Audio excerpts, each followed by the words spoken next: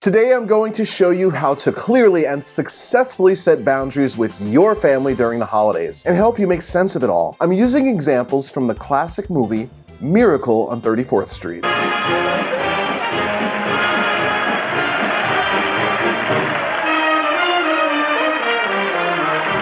If you're feeling anxious or dreading family during the holiday season, you are in the right place and you need to watch this video to the end. This video is part of a series on mental health during the holidays. In case you're not familiar with the movie, Miracle on 34th Street is an American Christmas movie that was released in 1947. It's the story of an elderly man named Kris Kringle who is hired to play Santa Claus at Macy's on 34th Street in New York City. He tells everyone that he meets that he's the real Santa Claus. Well, young lady, what's your name? Susan Walker, what's yours?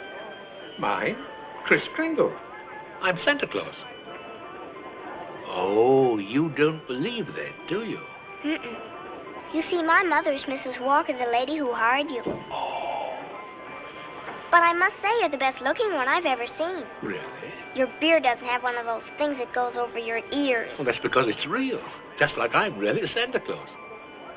And his charming vibe and sincere personality begin to have a positive effect on all of the people that he meets, especially a young girl named Susan. Susan is being raised by her single mother, Doris, who is practical, serious, and firmly grounded in facts. Doris is what you would call a black and white thinker. Something is real or it's not. She rejects this Santa Claus idea, but Kris Kringle starts challenging her rigid worldview, and that's where the family drama begins. Speaking of worldviews and family drama during the holidays, we all carry stories in our hearts and minds about family. Stories we picked up from watching TV shows and watching holiday movies. Those stories play in our subconscious mind and can make us feel guilty, obligated, and pressured to show up in ways that aren't right for us. And let's be honest, family dynamics can be challenging, especially if your family is like my family and most families, dysfunctional. If you're hoping to actually enjoy the holidays, or at least survive them, now is the time to think about what would make the holidays easier for you when it comes to family. The holidays come around every year from Thanksgiving through New Year's Day,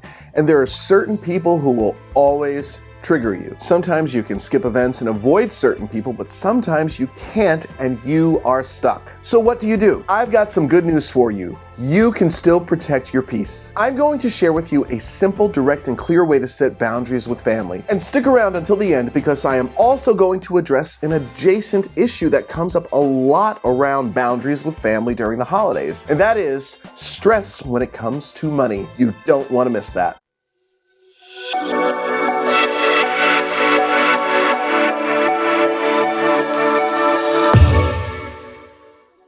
My name is Mike Veny, and if you are new to my channel, I invite you to subscribe. First and foremost, before you begin setting boundaries with family, remember this insight from Katie Porter, a psychotherapist from the Wellness Check YouTube channel. It ruffles other people's feathers.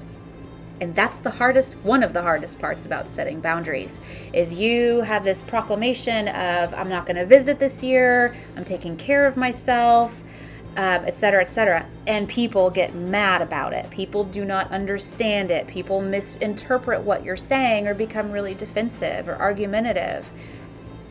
Well, just use that as maybe a sign that you're making a good decision for yourself. And just because it ruffles someone's feathers doesn't mean that you shouldn't do it, that you shouldn't have a boundary, or that you shouldn't take care of yourself. Remember that boundaries ruffle feathers. In fact, by making this video, I'm ruffling feathers with some of my own family members who will definitely have something to say about it to other family members, but not directly to my face. But that's okay, because as I said, my family is dysfunctional and I love them regardless. So how do you set clear boundaries with family during the holidays? Here's the secret. Listen very carefully to what my friend and licensed clinical psychologist, Dr. Mallory Malkin says. Being assertive but not aggressive. Being clear and direct is what I mean by assertiveness. It involves you having to identify what your own boundaries are. What do you need? It kind of goes back to what's meaningful for you, what drains you, what did you set out in terms of what's doable for you. So it might be like, hey mom, I can make dinner at 4, but I'm not going to be able to stay for the Secret Santa at 7. So just plan for me not to be there, but I'll see you for dinner and dessert, and you're not asking permission. You're setting a clear boundary, and by putting it out there, you're being very clear, you're being direct, you're being respectful. Dr. Malkin could have not been more clear. The key is to be assertive and not aggressive. Let's look at some examples of how that's done. Towards the beginning of Miracle on 34th Street, Doris explains why she teaches her daughter Susan to stay grounded in reality and why she discourages fantasy. This is the setup for her daughter's entire belief system. I see she doesn't believe in Santa Claus either. No Santa Claus, no fairy tales, no fantasies of any kind. Is that it? That's right. I think we should be realistic and completely truthful with our children and not have them growing up believing in a lot of legends and myths like Santa Claus, for example. Notice that Doris was being assertive but not aggressive. A little bit later in the movie, Doris confronts, And by filling them full of fairy tales, they grow up considering life a fantasy instead of a reality. They keep waiting for Prince Charming to come along. When he does, he turns out to be a... We were talking about Susie, not about you. Well, whether you agree or not, I must ask you to respect my wishes regarding Susan. She's my responsibility, and I must bring her up as I see fit. Okay.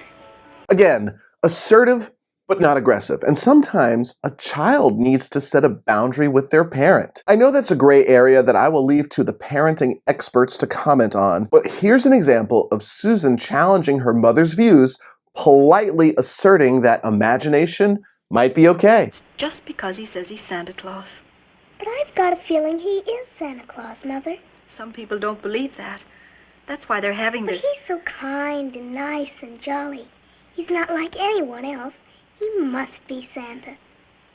I think perhaps you're right, Susie. And sometimes we need to set boundaries with family because they might not agree with decisions or lifestyle choices we have made. This can include who you marry, the gender you identify as, the spiritual path you chose, how you go about parenting, or even the dreams for the future that you have. Before we go any further, I want to hear from you. This is a safe space and your voice matters here. So let me ask you something directly. If you could set one boundary with your family without any backlash at all, what would it be? Go ahead and put it in the comments. You don't have to explain it. You don't have to justify it. Just name it. You might be surprised how many people relate to exactly what you're going through. Your comment might even help someone feel less alone. So take a moment, drop that one boundary below, and let's keep going. And finally, what happens when all of this boundary stuff collides with money stress? Because for a lot of people, the emotional pressure of gift giving is just as heavy as the family dynamics. You want to be generous. You want people to feel loved. Maybe you don't want to disappoint anyone. And then there's that quiet guilt, wondering if you're doing enough, spending enough, showing enough. I get it. My mom worked incredibly hard to make sure my brother and I had something special to open on Christmas morning. I am so grateful for that. But looking back, I also see the stress that she carried behind the scenes, the part that nobody talks about. A lot of families are still dealing with that same tension, love on the outside and financial anxiety on the inside. And here's the thing,